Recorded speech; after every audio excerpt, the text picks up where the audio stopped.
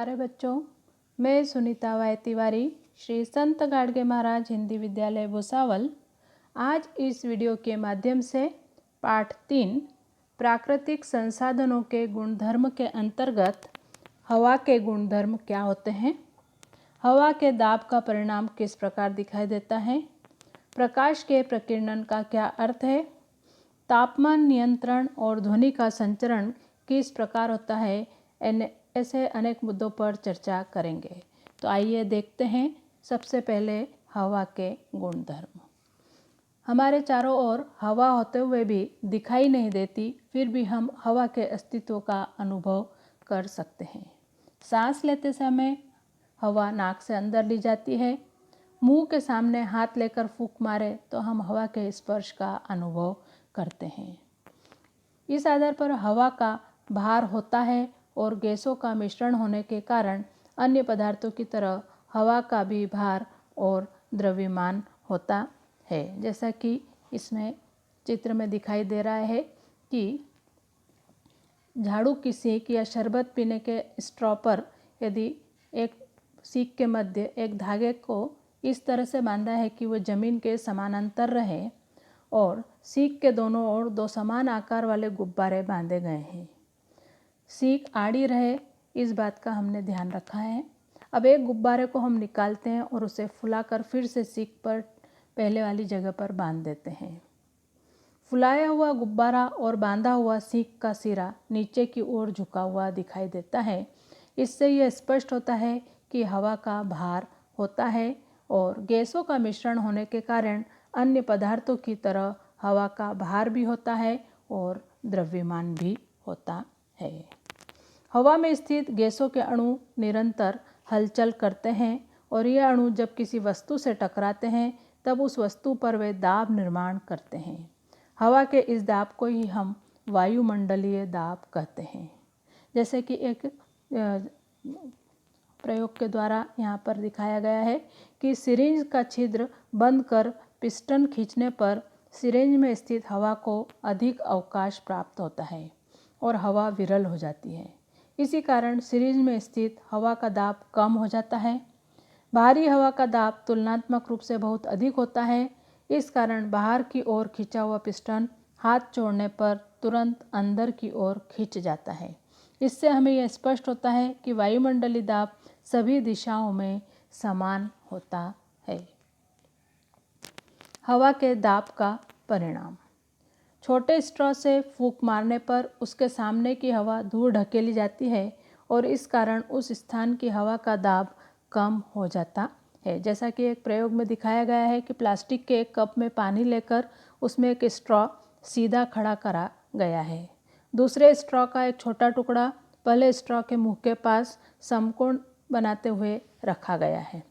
Straw के छोटे टुकड़े से यदि जोर से फूंक मारी जाती है तो पानी का फव्वारा उठता हुआ दिखाई देता है। क्योंकि छोटे स्ट्रॉ से फूंक मारने पर उसके सामने की हवा दूर ढकेली जाती है और इस कारण उस स्थान की हवा का दाब कम हो जाता है और कप में डूबे हुए स्ट्रॉ के मुंह के पास की हवा का दाब वायुमंडलीय दाब से कम होता है। इस कारण कप का पानी अधिक दाब से कम दाब की ओर अर्थात ऊपर की दिशा में ढकेला जाता है और यही पानी फव्वारे के रूप में बाहर हमें दिखाई देता है। स्ट्रॉ का यह फव्वारा बर्नौली के सिद्धांत पर कार्य करता है। एक अन्य प्रयोग है जिसमें ग्लास में बर्फ के टुकड़े पर रखे गए हैं और जब हम इसका निरीक्षण करते हैं तो ग्लास में बर्फ़ के टुकड़े रखने पर ग्लास के आसपास की हवा को ठंडक मिलती है और हवा में वाष्प के रूप में स्थित पानी को ठंडक प्राप्त होने से विशिष्ट तापमान पर उसका संघनन होता है। इसी कारण वाष्प का रूपांतरण पानी में होता है और यही पानी ग्लास के बाहर पृष्ठभाग पर एकत्रित हो जाता है। हवा में आर्द्रता का अनुपात भिन्न भिन्न स्थानों पर भिन्न भिन्न होता है। उसी प्रकार दिन भर की अवधि में भी हवा की आर्द्रता का अनुपात बदलता रहता है। रात में या भोर में जब हवा का तापमान कम होता है तब उसकी वाष्प को संग्रहित करने की क्षमता कम हो जाती है और उस समय हवा की अतिरिक्त वाष्प का पानी का बूंदों में रूपांतरण होता है और इसे ही हम ओस कहते हैं। दोपहर में हवा का तापमान बढ़ने पर हवा की वाष्प को संग्रहित करने की क्षमता भी बढ़ती है और हवा की वाष्प धारण करने की बढ़ी हुई क्षमता की अपेक्षा हवा में उपस्थित वाष्प का अनुपात कम होता है और उस समय हमें हवा शुष्क महसूस होती है। इसी प्रकार वर्षा ऋतु में और समुद्र तट पर हवा में वाष्प की मात्रा अधिक होती है और ऐसे समय हमें उमस महसूस होना शुरू हो जाती है।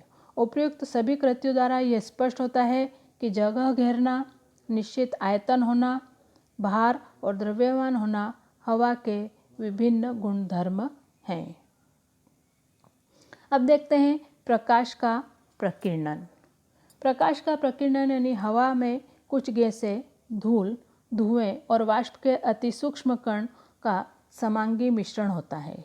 इस कारण वायुमंडल में प्रकाश का प्रकीर्णन होता है और जब प्रकाश की किरणें अत्यंत सूक्ष्म कणों पर गिरती है तब ये कण सभी दिशाओं में प्रकाश को फैलाते हैं और इस प्राकृतिक घटना को ही प्रकाश का प्रकीर्णन, स्कैटरिंग ऑफ लाइट कहा जाता है।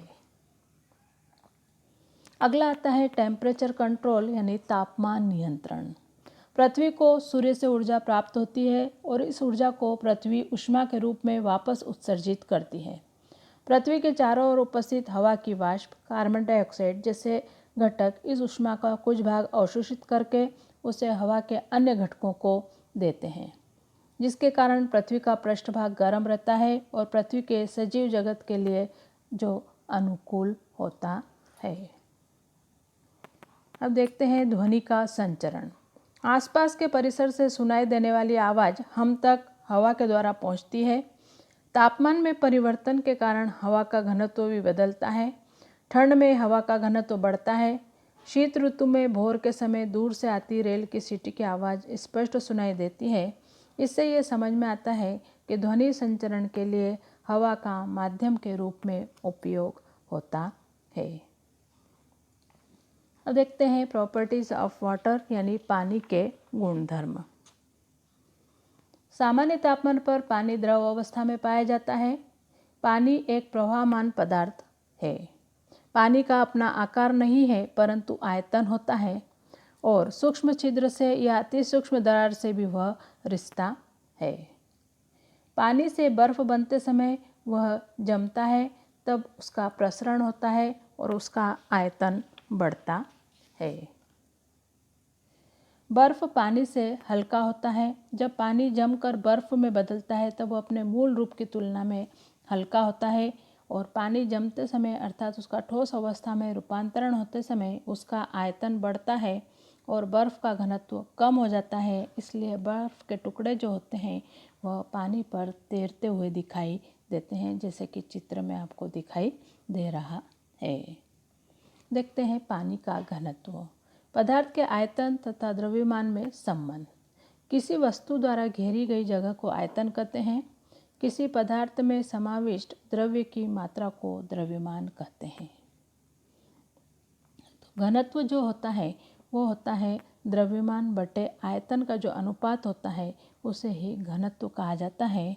द्रव्यमान को ग्राम तथा आयतन को घन सेंटीमीटर में नापते हैं, इसलिए घनत्व की इकाई ग्राम प्रति घन सेंटीमीटर है।